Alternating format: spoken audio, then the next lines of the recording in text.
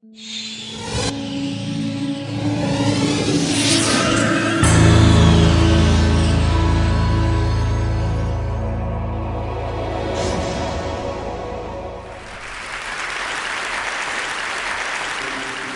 you. It's a real pleasure to be here. I last did a TED talk, I think about 7 years ago or so. I talked about spaghetti sauce, and so many people, I guess, watched those videos that, people have been coming up to me ever since to ask me questions about spaghetti sauce, which is a wonderful thing in the short term, but it's proven to be less than ideal over 7 years, and so I thought I would come and try and put spaghetti sauce behind me. The theme of this morning's session is things we make, and so I thought I would tell a story about someone who made one of the most precious objects of his era, and the man's name is Carl Norden. And Carl Norden was born in 1880, and he was Swiss, and of course the Swiss can be divided into two general categories: those who make small, exquisite, expensive objects, and those who handle the money of those who buy small, exquisite, expensive objects. And Carl Norden is very firmly in the former camp. He's an engineer. He goes to the Federal Polytech in Zurich. In fact, one of his classmates is a young man named Lenin, who would go on to break small, expensive, exquisite objects. And he's a Swiss engineer, Carl Norden. I mean that in its fullest sense of the word. He wears three-piece suits, and he has a very, very small, important mustache. And he's domineering and narcissistic and driven and has an extraordinary ego, and he works 16-hour days, and he has very strong feelings about alternating current, and he feels like a suntan is a sign of moral weakness, and he drinks lots of coffee, and he does his best work sitting in his mother's kitchen in Zurich for hours in complete silence with nothing but a slide rule. In any case, Carl Norden emigrates to the United States just before the First World War and sets up shop on Lafayette Street in downtown Manhattan. And he becomes obsessed with the question of how to drop bombs from an airplane. Now, if you think about it, in the age before GPS and radar, that was obviously a really difficult problem, right? It's a complicated physics problem.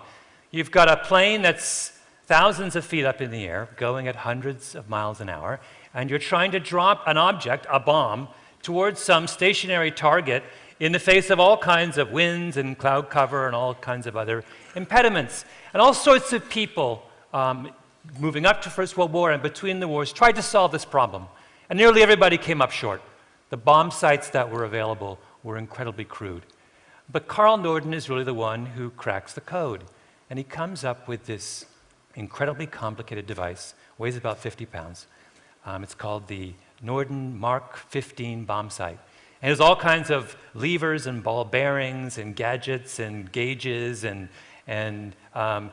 he makes this complicated thing. And what he allows people to do is he makes the bombardier take this particular object, visually sight the target, right, because they're in the plexiglass cone of the bomber, and then they plug in the altitude of the plane, the speed of the plane, the speed of the wind, and the coordinates of the target, and the bomb sight will tell him when to drop the bomb, right?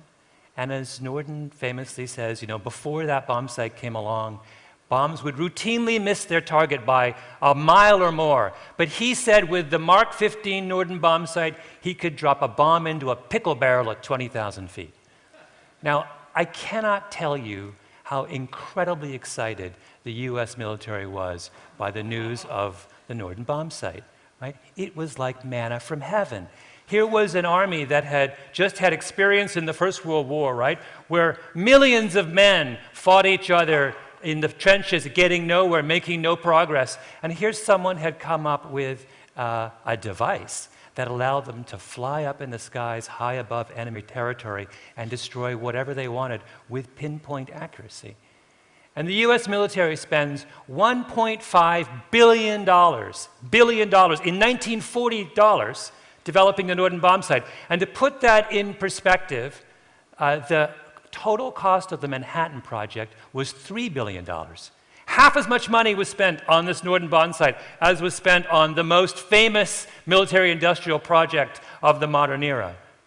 And there were people, strategists within the US military, who genuinely thought that this single device was going to spell the difference between defeat and victory when it came to the battle against the Nazis and against the Japanese. And for Norden as well, this device had incredible moral importance, because Norden was a committed Christian. In fact, he would always get upset when people referred to the bomb sight as his invention, because in his eyes, only God could invent things. He was simply the instrument of God's will. And what was God's will? Well, God's will was that the amount of suffering in any kind of war be reduced to as small amount as possible, right? And what did the Norden bomb sight do? Well, it allowed you to do that. It allowed you to bomb only those things that you absolutely needed and wanted to bomb.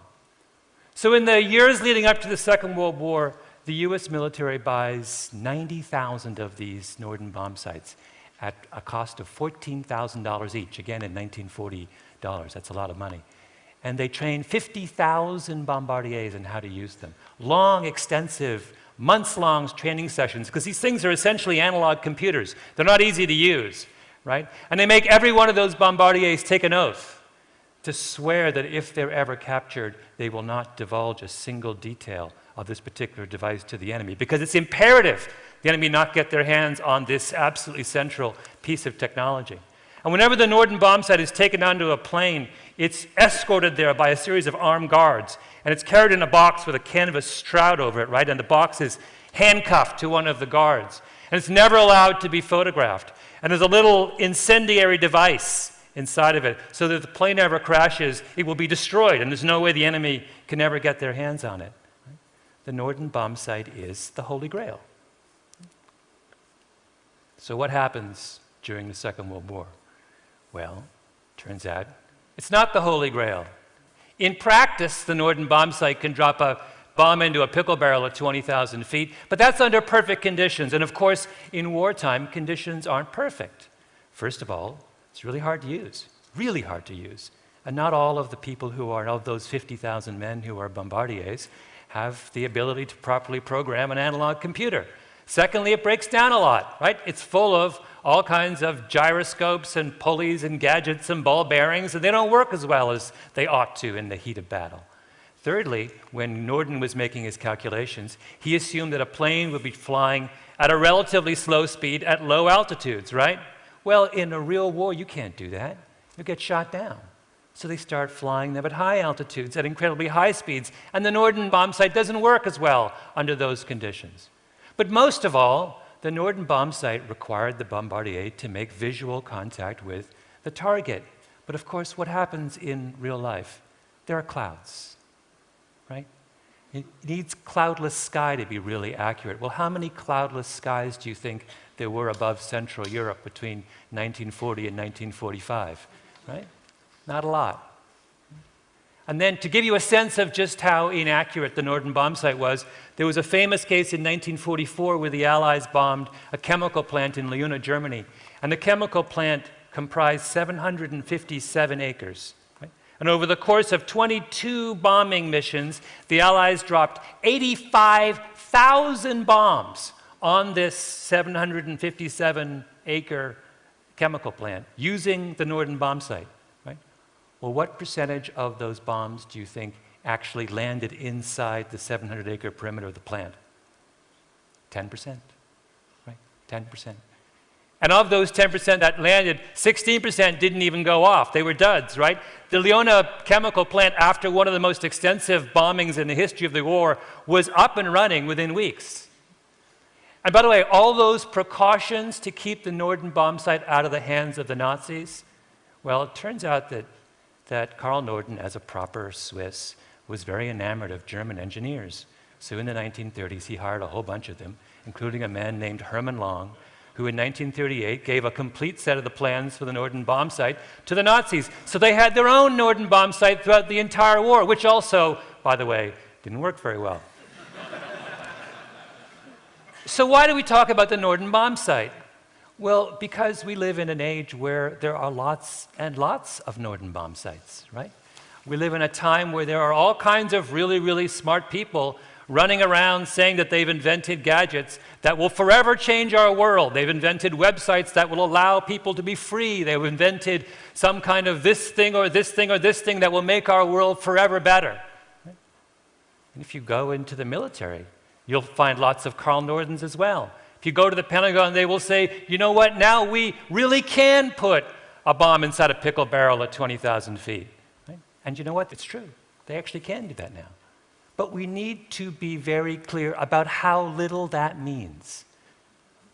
In the Iraq War, at the beginning of the first Iraq War, the US military, the Air Force, sent 2 squadrons of F-15E fighter Eagles to the Iraqi desert, equipped with these $5 million cameras that allowed them to see the entire desert floor.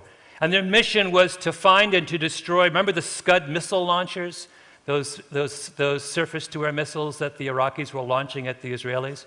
The mission of that 2 squadrons was to get rid of all the Scud missile launchers. And so they flew missions day and night, and they dropped thousands of bombs, and they fired thousands of missiles in an attempt to get rid of this particular scourge. And after the war was over, there was an audit done, as the Army always does, the Air Force always does, and they asked the question, how many Scuds did we actually destroy? You know what the answer was? 0, right? Not a single one. Now, why is that? Is it because their weapons weren't accurate? Oh, no. They were brilliantly accurate. They could have destroyed this little thing right here from 25,000 feet. The issue was they didn't know where the Scud launchers were, right? The problem with bombs and pickle barrels is not getting the bomb inside the pickle barrel. It's knowing how to find the pickle barrel, right? That's always been the harder problem when it comes to fighting wars. Or take the battle in Afghanistan. What is the signature weapon of the CIA's war in northwest Pakistan? It's the drone. What is the drone? Well, it is the grandson of the Norden Mark 15 bomb sight. It is this weapon of devastating accuracy and precision. And over the course of the last 6 years in northwest Pakistan, the CIA has flown hundreds of drone missiles and has used those drones to kill 2,000 suspected Pakistani and Taliban militants. Now, what is the accuracy of those drones? Well, it's extraordinary. We think we're now at 95% accuracy when it comes to drone strikes. 95% of the people we kill need to be killed, right? That is one of the most extraordinary records in the history of modern warfare. But you know what the crucial thing is? In that exact same period that we've been using these drones with devastating accuracy, the number of attacks, of suicide attacks and terrorist attacks against American forces in Afghanistan has increased tenfold. As we have gotten more and more efficient in killing them, they have become angrier and more motivated to kill us. I have not described to you a success story, right? I've described to you the opposite of a success story. And this is the problem with our infatuation with the things we make. We think that things we make can solve our problems, but our problems are much more complex than that. The issue isn't the accuracy of the bombs you have. It's how you use the bombs you have, and more importantly, whether you ought to use bombs at all. Right? There's a postscript to the Norden, the story of Carl Norden and his fabulous bomb sight, and that is on August 6, 1945, a B-29 bomber, right, called the Enola Gay flew over Japan, and using a Norden bomb sight, dropped a very large thermonuclear device on the city of Hiroshima. And as was typical with the Norden bomb sight, the bomb actually missed its target by 800 feet. But of course, it didn't matter, right? And that's the greatest irony of all when it comes to the Norden bomb sight. The Air Force's $1.5 billion bomb sight was used to drop its $3 billion bomb, which didn't need a bomb sight at all. Meanwhile, back in New York, no one told Carl Norden that his bomb sight was used over Hiroshima. He was a committed Christian. He thought he had designed something that would reduce the toll of suffering in war. It would have broken his heart. Thank you.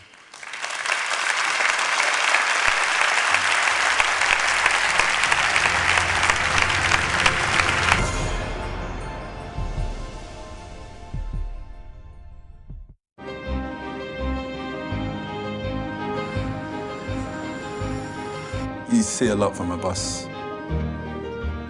In the morning times, so like between 7 and 9 o'clock, you'll get a lot of the school kids. And then 9 o'clock, there's an invariable change of different people getting on. It comes more of an ambulance. You'll see lots of people going to hospital appointments, so you get the older folks getting on.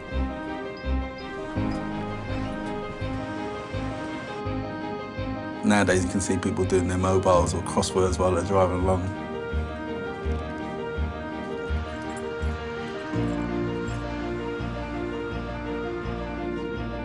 A lot of people like the history, and then a lot of people come here for like the theatre land, when you go through the Haymarket. A lot of people go to Piccadilly, and they still like to gather around Eros.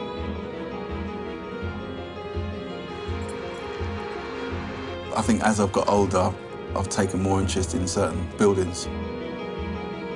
I'm starting to learn things. It took a passenger one day to tell me that I was actually going past the statue of Florence Nightingale.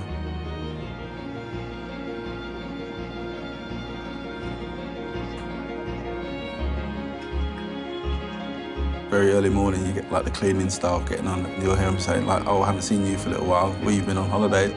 And they know each other so well that they'll know who's missing from a certain time of the morning. A little community goes on in certain routes.